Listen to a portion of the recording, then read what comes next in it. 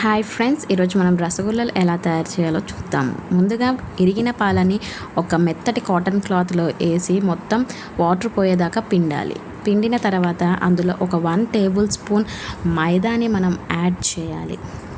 Add చేసి దాన్ని మొత్తం కూడా మనము మొత్తం మ్యాష్ అయ్యేలాగా గట్టిగా వాటర్ మొత్తం ఏం లేకుండా గట్టిగా తీసేసుకొని దాన్ని మనం ఒక 10 to 15 మినిట్స్ దాకా దాన్ని ఇట్లా గట్టిగా కలుపుకుంటూనే ఉండాలి. అలా ఒక 10 to 15 మినిట్స్ అయిన తర్వాత మనకు అదంతా కూడా ఒక స్మూత్ పేస్ట్ లాగా ఒక స్మూత్గా తయారవుతుంది, ఒక బాల్ లాగా అవుతుంది.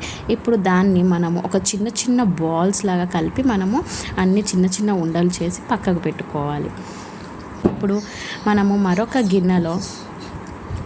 గిన్నెలో చక్కెర ఒక 1 గ్లాస్ ఆఫ్ షుగర్ వేసుకొని 1 గ్లాస్ ఆఫ్ వాటర్ పోసుకొని రెండింటిని కూడా బాయిల్ అయిన తర్వాత అందులో ఒక ఇలాచీ వేసుకొని ఇప్పుడు ఏవైతే బాల్స్ మనం తయారు చేసామో ఆ బాల్స్ అందులో వేసి ఒక 15 మినిట్స్ దాకా ఉంచాలి.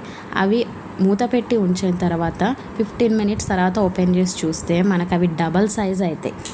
సో మనకి టేస్టీ రసగుల్లా రెడీ. పిల్లలు చాలా చక్కగా ఎంజాయ్ చేస్తారు ఈ రెసిపీని.